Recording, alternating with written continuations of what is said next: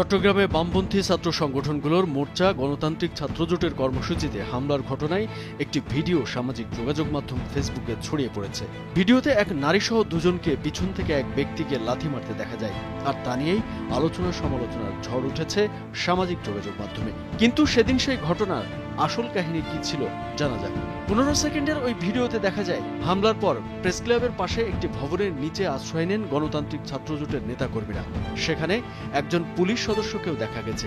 ওই ব্যক্তি পুলিশের চোখ এড়িয়ে নেতাকর্মীদের পিছনে যান, সেখানে দাঁড়িয়ে হঠাৎ একজনকে লাথি মারেন। এরপর একই সময়ে আরেক নারীকে লাথি মারতে দেখা যায়। বুধবার বেলা 3:30টার দিকে নগরের জামালখান এলাকায় এই ঘটনা ঘটে। এদিন সন্ধ্যায় ভিডিওটি ফেসবুকে ছড়িয়ে পড়ে। যে ব্যক্তিকে লাথি মারতে দেখা গেছে তিনি ছাত্র শিবিরের সাবেক কর্মী বলছেন ছাত্রজোটের নেতাকর্মী ও প্রত্যক্ষদর্শীরা।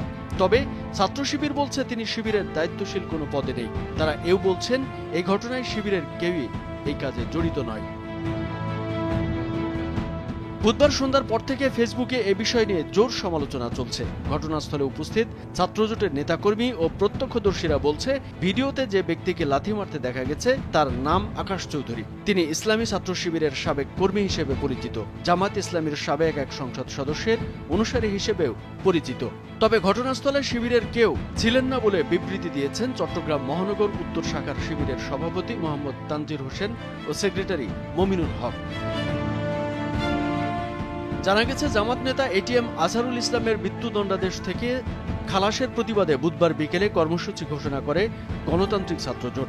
কর্মসূচি শুরুর পরপর সেখানে মিছিল নিয়ে আসে শাহবাগ বিরোধী ঐক্য। বেলা 3:30টার দিকে দুপক্ষ মুখোমুখি হলে তাদের সরিয়ে দেওয়ার চেষ্টা করে পুলিশ। এ সময় শাহবাগ বিরোধী ঐক্যের লোকজন ছাত্রজোটের নেতাকর্মীদের উপর হামলা চালান, এতে 12 জন আহত হয়। এই হামলার সময় ঘটনাস্থল থেকে দুজনকে আটক করে নিয়ে যায় পুলিশ। তাদের মুক্তির দাবিতে এদিন এশা নামাজের পর কর্মসূচি ঘোষণা করেন শাহবাগ বিরোধী ঐক্যের নেতাকর্মীরা। তবে ব্যানারে তাদের নাম ইংরেজিতে এন্টি শাহবাগ মুভমেন্ট লেখা ছিল।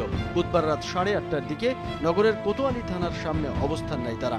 রাত 11টা পর্যন্ত তারা সেখানে অবস্থান করেন। পরে পুলিশের ঊর্ধ্বতন কর্মকর্তাদের সঙ্গে কথা বলে চলে যান তারা।